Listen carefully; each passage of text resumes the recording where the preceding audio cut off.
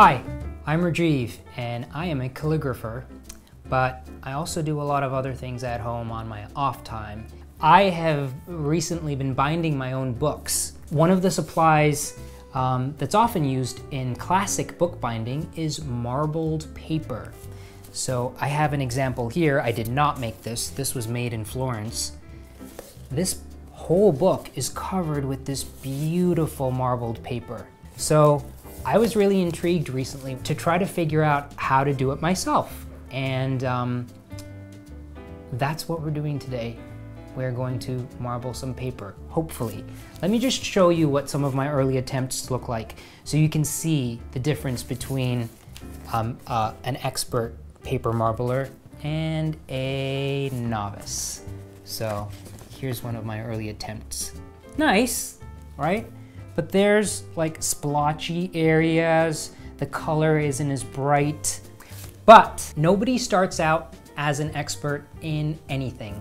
When I look back at my early attempts of calligraphy, they make me cringe. I don't even want to see them. People will show me letters I sent them 10 years ago and I'm like, oh God, that's awful. But you know, you have to start somewhere and it has to be bad before it can be good. There's a big difference between the word talent and skill. And more often than not, it's not talent. It's many, many, many hours of practicing something. You have to be willing to create ugly things in order to get to a place where you're actually proud of what you're making. So that's what we're going to do today. We are going to try to marble some paper. If we encounter problems, that's okay. Don't be scared. We'll figure it out together. Paper marbling has a long history that goes back to Japan, to I think the 8th century. It reached Europe in the 17th and 18th centuries, and the images that we have of workshops in France are fascinating. Look at all these people doing the different steps. The other thing that's fascinating is the various tools that are used for the process. Combs and little spatter brushes. The great thing about this process is that you can make most of these tools yourself. You don't have to go out and spend a lot of money on the combs and the brushes. Combs like this, which you pull through the vat of colors to create effects like this. I made this just with a little piece of wood. I drilled a bunch of holes into the wood and then stuck nails into the holes and put a strip of glue on the top to hold them in place. Cheap, easy, something that's gonna really be useful later. Here's another comb that I made with the teeth spread apart, wider, and you'll see why that makes a difference later. But you can also just keep your eyes peeled when you're out and about and you'll find stuff that maybe is used for something else that you can use for marbling. Like this I found at the hardware store. It's a comb for cleaning out paintbrushes. This little thing was $2, but I think it's gonna work great. I haven't used it before, so let's see. A lot of modern paper marblers will create their own spatter brushes, and there's a technique of taking plastic straws or even plastic twist ties and just attaching them together with rubber bands and using those to spatter color over the vat. I am a very strict Marie Kondo fan, so I know that if I'm gonna make something and hold on to it, it has to be pretty and it has to spark joy when I'm holding it. And just the idea of a bunch of black plastic straws held together with rubber bands going into my supply closet, I don't want that. So I'm gonna show you today how to make one of these little spatter brushes that is actually the sort of thing that someone could have made 100 years ago, before plastic straws. This is known as a whisk for splattering color over the vat. Very simple to make. You get a broom, a sorghum broom. That's what this is called, sorghum. It's a grain. Just get an old broom or like go to your grandpa's house and go to his shed and borrow his broom and then make a couple of these and put it back, and he'll never know that you borrowed the broom for this. You start out by cutting at the top just a few of the stalks and pull them out of the broom, okay? Don't cut it all from the same place, because if you want to continue to use the broom, you don't want to compromise the strength of the stitching over here. So I'll cut a little bit from over here, then maybe I'll flip it over and cut a couple from up here. That's good for one whisk. And now you're going to just bundle them together like that and get some wire. Because this is probably going to get wet, I like to use this coated wire that is not gonna rust, but you can also use copper or brass wire. You're gonna just take the wire and twist it around the stalks. And then when you've twisted it, just really pull tightly so that it stays together. Snip the wire off and do a couple more rounds of the wire just to really securely bind it in place. So I do two that are kind of far apart and then one more that's sort of close to the base. And now, to finish it off and make it pretty, cut these ends. There. We have a pretty little spatter brush that sparks joy. Grandpa can have his broom back now. I have some watercolor tubes here that I'm going to use for marbling today, but I also have some ground pigment from Turkey that is actually the stuff that they use for paper marbling in Turkey, where they've been marbling paper for centuries. So either way, these paints need to be thinned down. The thing about mixing these colors is they have to be very strong. They can't be too watery. If they're too watery, the color is going to be very thin on the surface of the vat, and it'll appear very faded on the paper. So you want this to be quite strong. I'm using distilled water. You don't have to use distilled water, but I just like to be safe. So I'm going to start out with my palette knife, and then I'm going to switch to just a cheap hog hair bristle brush, just to make sure that all those chunks are evenly mixed. I think this is a good consistency. We'll see. This brush can now live in this color because we've mixed it up. I'm gonna clean off my palette knife. Don't be sloppy. My nickname in high school, my sculpture teacher, Mrs. Burke, gave me a nickname, Princess Make a Mess, because I always left a mess in the sculpture room, so I have tried to get better at cleaning up my mess. But we're gonna get messy today. This is a messy process. Splattering paint everywhere. Okay, palette knife clean. Next color. Oxide red. Yeah. Princess Make a Mess strikes again. Usually the color that you want in every mix is black because it's very dramatic. Put a little bit of the Irish green in this pot here. If you're adding water to paint, it is much better to add it in tiny increments. Sometimes you'd be shocked at how far a little bit of water will go. Irish green, like the hills of Kilkenny. Now I have all my colors mixed up. It's time to prepare the bath. Very traditional paper marbling entails using some strange materials like ox gall. Ox gall is a liquid that is actually extracted from the bile of bovine animals. Yes, true. You mix the ox gall with the colors, and then when you drop the color onto the bath, it kind of goes like this. Ox gall is really, really important for this process. You don't need very much though. You only add a few drops to your colors. So a small bottle like this will go a long way. Another very important ingredient in the marbling process is carrageenan moss, or carrageen moss, or carrageen. I don't know how it's pronounced. Anyways, there's this stuff, the powdered extract of carrageen moss. You just mix a couple tablespoons of this with some warm water. I use an immersion blender, and you let that cool. I put it in a jug like this overnight to allow the bubbles to kind of disappear, because it'll be full of bubbles when you blend it all together, and you don't want bubbles in your bath. The temperature of the bath and the consistency of the liquid that you make with this stuff is really, really important. It can't be too cold, otherwise it could gel up like Jell-O and it'll be too thick. It can't be too hot, otherwise it will be runny and your colors will kind of run all over the place. It can't be too thick, otherwise your colors won't really spread. And it can't be too thin, otherwise the colors will go like this.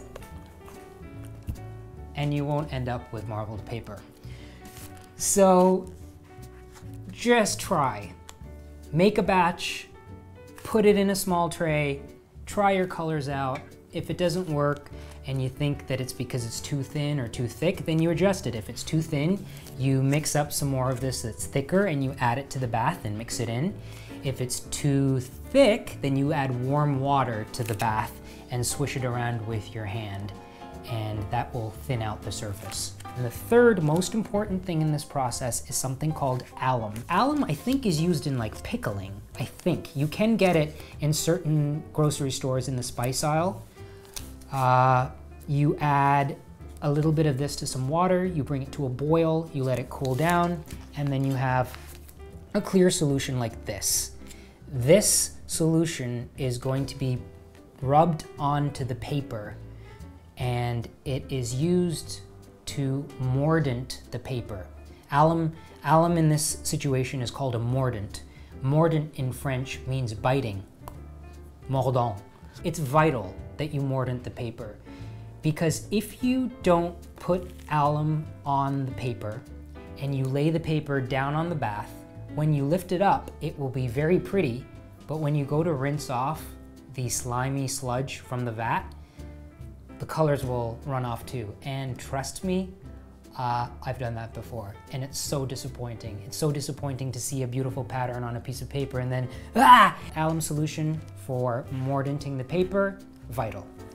And those are the three things that we needed to talk about.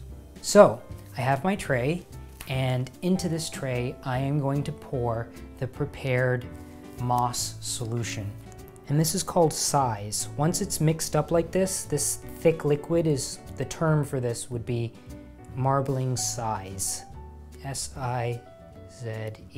It needs to be thick enough that the colors stay on the surface and don't spread out too much, and that they don't sink, but it can't be so thick that it prevents the spreading of the colors. So as you do this, you'll get a feel of how thick it should be by doing what I'm doing right now, just running your hands through it. Okay, let's set this off to the side, and when this is not being used, cover it. You don't want dust to settle on the surface. That will interfere with the marbling process. The paper that you use for paper marbling ideally should be cotton paper, or should have some cotton content to it. We're gonna be washing this paper, and it's gonna be wet for quite a while, so it should be durable enough to withstand all of that water. If it has cotton in it, it's like cloth, and it will do very well. You also want the paper to be the right thickness. It shouldn't be too thick. You should be able to move it around. And now I'm going to mordant the paper with the alum solution. Start with one piece of paper, mark an X on the back of the sheet. That's really important, because we're gonna have to remember which side came in contact with the alum when we're laying it down on the bath. So I've marked an X on the back, flip it over. I have a little tray here with a natural sea sponge. The books say that this process should ideally be done with a natural sponge. I'm going to just give this a stir in case there's any little bits that have settled. Alum sometimes crystallizes when it's left alone. Okay. So get this sponge saturated and then start on one corner and really look at it in the light and make sure that the whole piece of paper is wet. It's very important that the alum comes in contact with all of the paper. If there are any bits that don't have alum on it, they will not hold the color. Great. So let's set that over here. And then the next sheet, mark our X, flip it over, put the alum on, and then this gets laid on that first sheet, alum side to alum side. We're going to create a little stack. The paper doesn't have to be white. You can choose different shades of paper, experiment with it. I have here some white paper, I have some ecru buff colored paper, and I also have some gray paper. Now, that's my last sheet on the stack. These should be put under a weight of some sort. So I'm gonna put them in between some craft paper and put 2 heavy books on top. We're gonna use the bed as the drying rack for the paper. We're gonna hang the paper up to complete its drying after it's been marbled. I'm gonna use this canopy. The slats on the canopy will hold the paper. This is going to get messy. So wear some clothes that spark joy, but that you're not afraid of throwing away afterwards. So wear your ratty clothes and an apron, because you wanna be able to like splatter the colors freely, and they might get all over the place. I've put some drop cloths down. If paint splashes on the wall of my bedroom, then it just becomes part of the bedroom's history. Oh, those splotches, oh, that's when I was paper marbling. That's what those are from. Now we're going to add ox gall to our colors. Just start with a couple drops in each color. You can always add more. The more ox gall you add, the more the colors will spread. If you add too much, they'll spread out too thin and the colors will be weak.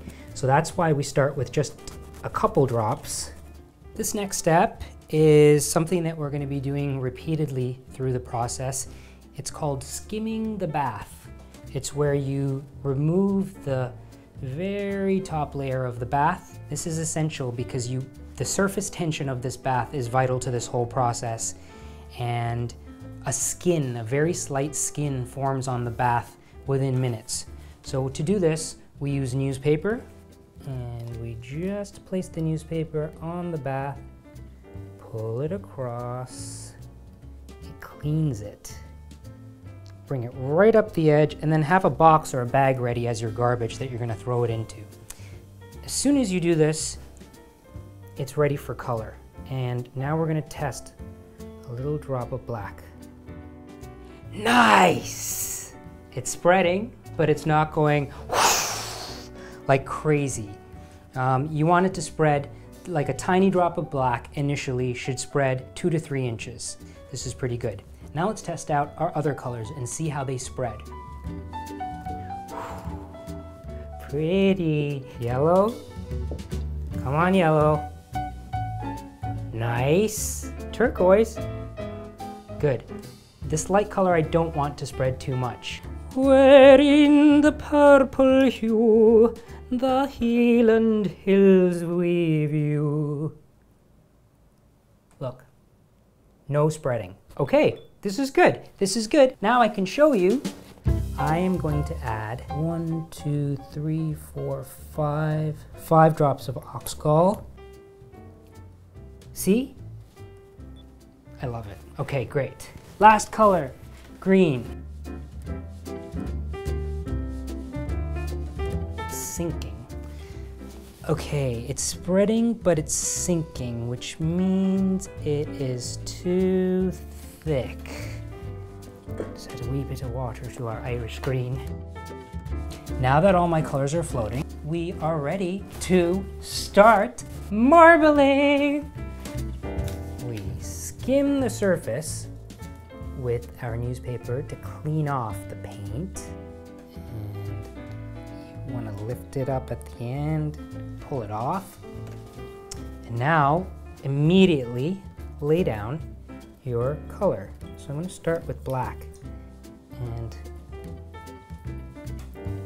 don't be afraid of spattering the paint. Next color, yellow. Textures of the brushes will affect how the colors go on. Let's do some of this green. Right, yeah. And a little bit of red. That. And turquoise.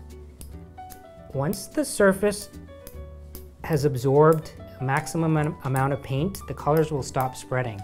And we're almost at that point. Now, get our paper. X is the back. So the other side is going to go down. You hold both ends diagonally and lay the paper down in as smooth a motion as possible. Get a little skewer to eliminate air bubbles. If air bubbles are underneath here, they will interfere with the color. Pick up one corner, slide it along the edge, and lay it in our tray. And now, very gently pour water on to wash off the size. What do we think? It's fun, right? Okay, now very carefully take this up and climb on the bed and don't slip. Hang this up to drip dry on the bed. So this is what the bath looks like when the print has been removed. We're gonna go again. So just before you're ready to go again, remember, don't do this in advance. Do it just before you're ready to throw the colors on. I'm using this little piece of lead pipe to knock the whisk against, which is traditional. Traditional, I don't know. The book says to do this.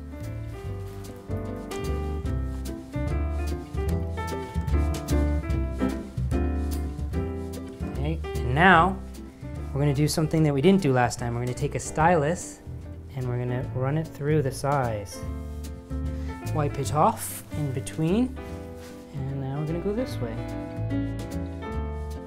Okay, let's add a little more black. Paper X on the back. I'm running it along the edge, skimming off that excess size along the edge. Okay, so that was the version pulling the stylus through. Hang him up. You can see here that the bath is getting murky, but the color is sinking to the bottom. Rest assured that the color that's in here, it's not going to affect your prints.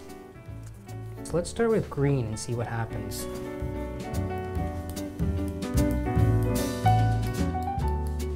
Okay, do we like that?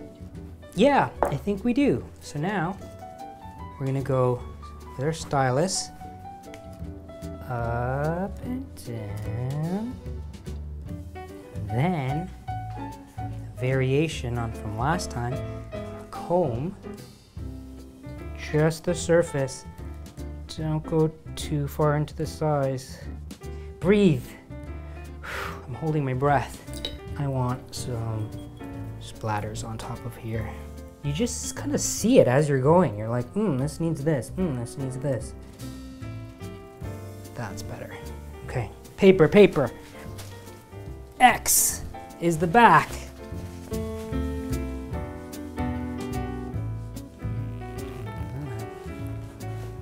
I like that one. Look at how nice the comb was.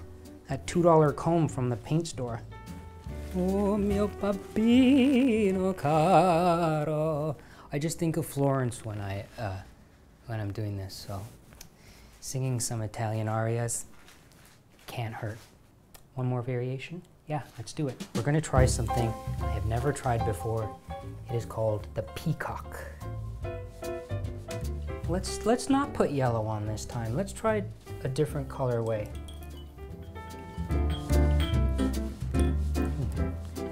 I like that. Yeah, that's really nice.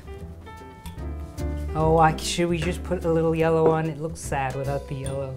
Fine, just a little bit. So these pegs are staggered.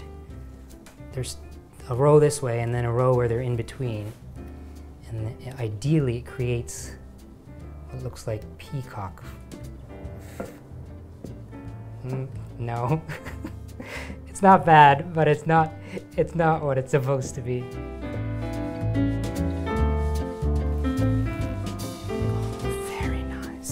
This is the thrill of just diving in and going for it. Ugh, I love this one. And because I was using gray paper, the gray of the paper is showing through and looks like one of the colors. And you can do that with any colored paper. You can use blue or pink paper and the blank areas will reveal that color. Don't touch that mahogany post with this wet paper. Let's make some more.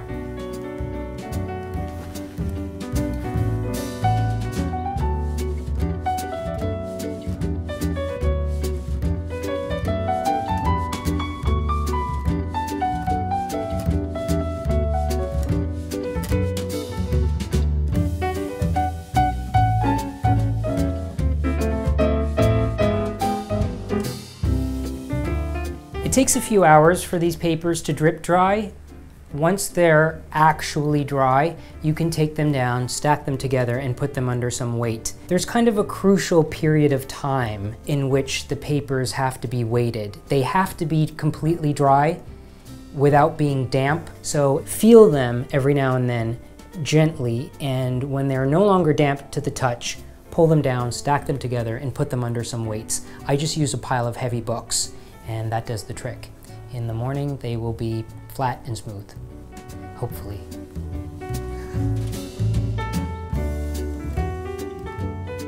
What do you think?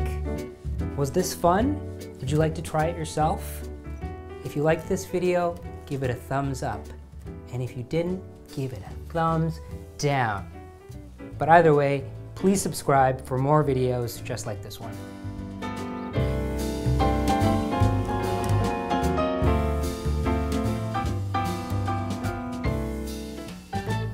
I want to know. If you want to give me a thumbs down, I can take it. I can take it.